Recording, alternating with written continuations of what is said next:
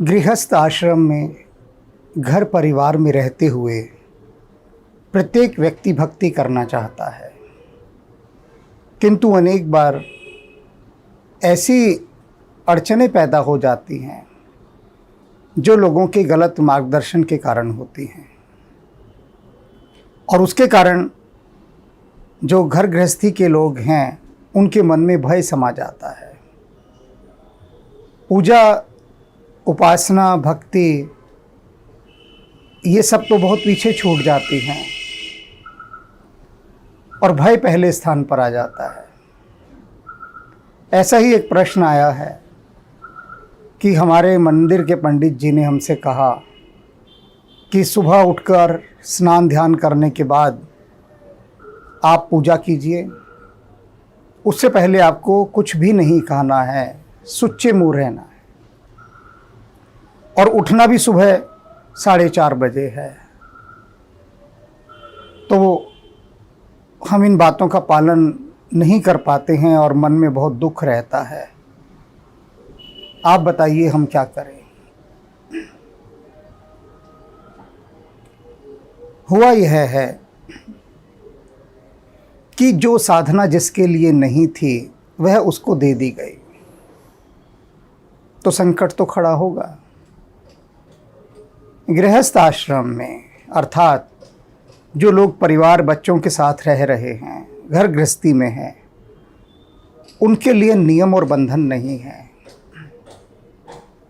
ये कुछ साधकों के लिए होता है जो एक साधना मार्ग पर हैं।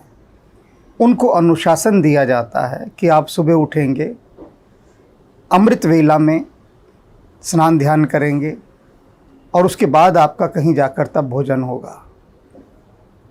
और ये साधना अलग अलग तल पर दी जाती हैं, लेकिन गृहस्थ आश्रम में ऐसा नहीं है। आपने सुना होगा, भूखे पेट न होई भजन गोपाला, यह लो अपनी कंठी माला। भक्त कहता है कि जी मैं भूखे पेट भजन नहीं कर सकता, ये पकड़ो अपनी कंठी माला, हमसे ना होगा। जब मैं साधना मार्ग पर था तब एक गुरु के पास साधना करने जाता था, तो वहाँ ये अनुशासन था कि प्रातःकाल उठना है, स्नान करना है, ध्यान करना है, उसके बाद भोजन बाद में। तो मैंने उनसे कहा कि मेरा मन तो भूख पर ही लगा रहता है, ध्यान में तो मेरा मन जाता ही नहीं। फिर तो संयोग की बात है कि जितने भी गुरु मिले सब बहुत दूरदर्शी थे। तो उन्होंने कहा इसमें कौन सी परेशानी है, तुम खा पी के बैठो फिर ध्यान करो।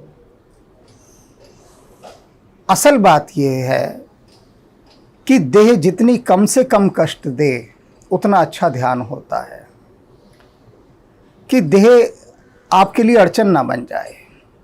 अब इसी क्रम में एक प्रश्न और था कि पंडित जी कहते हैं कि पद्मासन लगाकर बैठा करो, उससे अधिक लाभ होता है।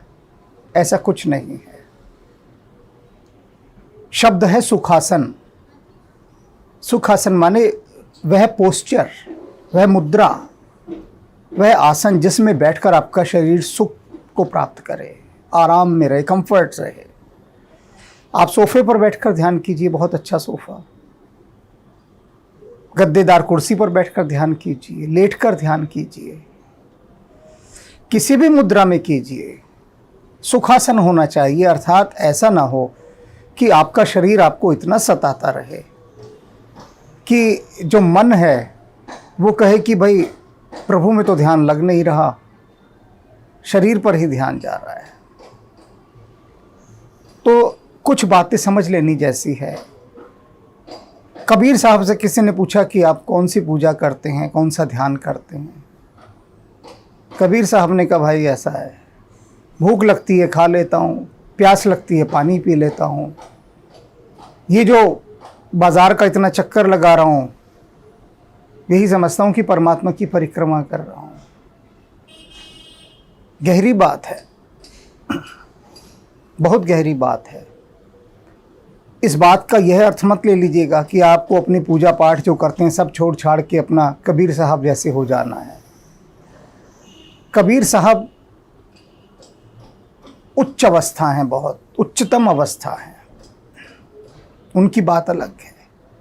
लेकिन उस अलग बात में भी जो वो समझा रहे हैं कबीर साहब कि अपनी दिनचर्या को जो आपकी डेली रूटीन है सुबह से शाम तक की, उसे आप ध्यान बना लीजिए। हर समय ध्यानपूर्ण रहिए। ध्यान का कोई अर्थ ये नहीं है कि एक निश्चित समय पर ही आपको बैठना है, यह भी अर्थ है, इसकी भी बहुत महिमा है। ये जो बहुत सारे अनुशासन दिए जाते हैं मार्ग में, ये साधकों के लिए होते हैं जो साधना के मार्ग पर निकले हैं। लेकिन सबसे पहले है कि घर परिवार का दायित्व निभाते हुए जितना हो जाए, जितना निभ जाए और सुविधा से निभ जाए, उतना भर करना है। आप खूब खा पी कर ध्यान कीजिए, कौन मना कर रहा है, बहुत अच्छा है। बल्कि शरीर तृप्त रहेगा, शरीर कहेगा चलो अच्छा है, मुझे जिमा दिया, अब मैं तुम्हें तंग नहीं करूंगा। हमें मूल दृष्टि अपनी मूल तत्व पर रखनी है, इधर उधर नहीं। व्यर्थ की चीज़ों से भयभीत नहीं होना, डरना नहीं है। अपना ये नियम ज़रूर बना लें कि जब समय लगे, सारे दिन में जब समय लगे, तब अपने मन की धारा को बाहर से हटाकर भीतर की ओर ले जाना है। इसी का मन ध्यान है, इसी का मन पूजा है, यही उपासना है, यही वंदना है, यही स्तुति है। हम करते क्या है भगवान से प्रार्थना के समय?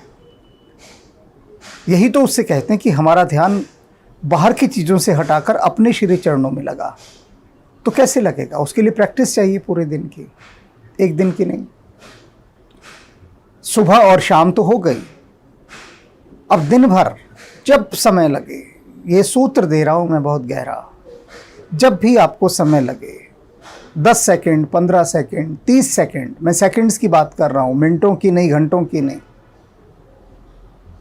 60 सेकंड के अंदर अंदर जब भी समय लगे उतनी देर के लिए भीतर जाने का प्रयास कीजिए।